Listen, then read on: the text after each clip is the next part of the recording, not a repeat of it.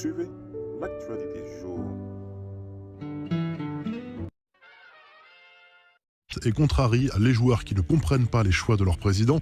Même si rien n'est encore officiel, le technicien portugais est proche de la sortie depuis l'officialisation du départ de Zubizarreta.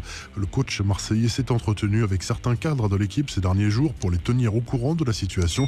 Plusieurs noms circulent déjà du côté de l'OM. L'entraîneur du LOSC, Christophe Galtier, a fermement éteint la rumeur d'une arrivée à Marseille dans un message adressé à la Voix du Nord. Ce n'est que ragot et pure spéculation, a assuré le coach lillois au quotidien régional. Selon RMC Sport, Luis Campos aurait en revanche demandé un rendez-vous à son président pour une séparation à l'amiable. Le conseiller sportif du LOSC ne devrait pas rejoindre l'OM en raison de ses relations jugées glaciales avec Jacques-Henri Hérault. En plus de Leonardo Jardim et Hervé Renard, le nom de Gabriel Heinze est également cité comme potentiel futur entraîneur de l'OM par la presse argentine. Alexandre Lacazette récidive. L'attaquant d'Arsenal aurait encore inhalé du gaz hilarant et pourrait prochainement être sanctionné par son club, selon le Daily Star, qui a révélé que l'attaquant français de 28 ans avait en fait envoyé une vidéo à des amis dans laquelle on aperçoit un ballon de baudruche à la bouche. Comment cette vidéo, censée être privée, s'est-elle retrouvée sur le site d'un tabloïd britannique? Lacazette peut se poser des questions sur son entourage. Arsenal a annoncé que le problème sera réglé en interne. Les infos en bref, selon AS, un accord pour une reprise de la Liga d'ici fin juin a été trouvé entre la Ligue et la Fédération de football espagnole. Une confirmation des matchs seront visiblement programmés tous les jours. Un calendrier qui doit encore être validé. Un rythme effréné qui permettrait de boucler cette Liga 2019-2020 avant le 29 juillet. Une manière pour les clubs de toucher près de 550 millions d'euros de droits télé et compenser ainsi les pertes économiques. Zlatan Ibrahimovic garde la cote en Italie. L'entraîneur de Bologne, Sinisa Mihajlovic, a confié avoir échangé avec l'ancien Parisien en vue d'une éventuelle signature cet été.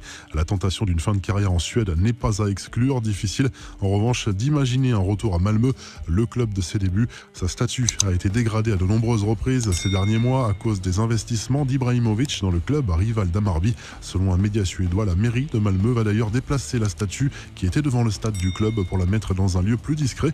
Le week-end a bien sûr été marqué par la reprise de la Bundesliga à huis clos et notamment cette interview lunaire d'Erling Haaland. L'attaquant de Dortmund n'est pas réputé pour être un bon client pour les médias, mais cette fois il a vraiment été fidèle à sa réputation. 4 questions, 8 mots en tout en réponse pour l'attaquant norvégien qui s'est contenté par exemple de répondre « Why not ?» Pourquoi pas à la question d'un journaliste qui voulait savoir pourquoi les joueurs étaient allés saluer le fameux mur jaune, la tribune qui accueille habituellement les fans les plus chauds du BVB. Et toujours concernant cette reprise du championnat allemand, un joueur a fait polémique en posant les mains sur le visage d'un coéquipier lors du match Hoffenheim-Hertha Berlin.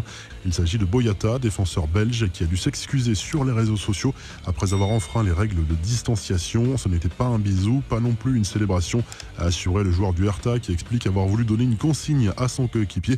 Gelson Martins n'est pas prêt de retrouver les pelouses de Ligue 1.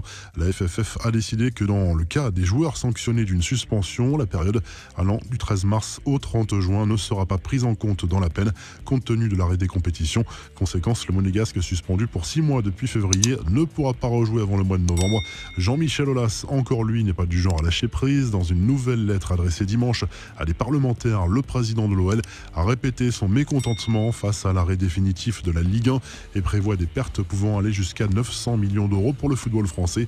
Enfin, que les fans d'Alessandro Del Piero se rassurent, l'ancien international italien va bien, alors que certains se sont inquiétés en apprenant son hospitalisation, craignant notamment une contamination au Covid-19. Del Piero a révélé qu'il souffrait simplement de calculs rénaux. La revue de presse en Italie, la Gazzetta dello Sport consacre sa une au duo d'attaque de la Juve, Paolo Dybala, Cristiano Ronaldo. L'un représente l'avenir de la vieille dame et pourrait prolonger prochainement son contrat. L'autre reste au top de sa forme à 35 ans et rêve de remporter la C1 avec le club italien. Le Corriere dello Sport souligne l'énorme coup de projecteur sur la Bundesliga qui a repris ce week-end. Les audiences ont explosé un peu partout dans le monde, faute de concurrence. En Italie, ça reste flou. La reprise des entraînements collectifs a été repoussée. Direction l'Espagne avec la une du journal AS. Mbappé, Haaland, Hazard, ce serait l'attaque rêvée par le Real Madrid en 2021. Les dirigeants merengues veulent rajeunir leur effectif et cela passera notamment par de gros investissements en attaque. Enfin, le journal Sport parle du mercato. Un accord de principe aurait été trouvé entre le Barça et la Juve. Pjanic et De Cilio se rapprochent du club catalan. La vieille dame est prête à inclure les deux joueurs et à rajouter 25 millions d'euros pour obtenir Semedo en échange.